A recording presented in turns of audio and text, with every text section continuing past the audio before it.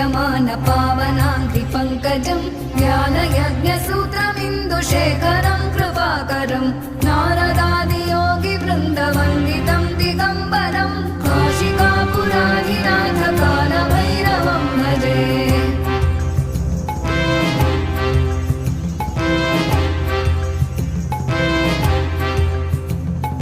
भानुकोटिभास्वरं भवाभितारकं परं नीलकण्ठमीप्सितार्थदायकं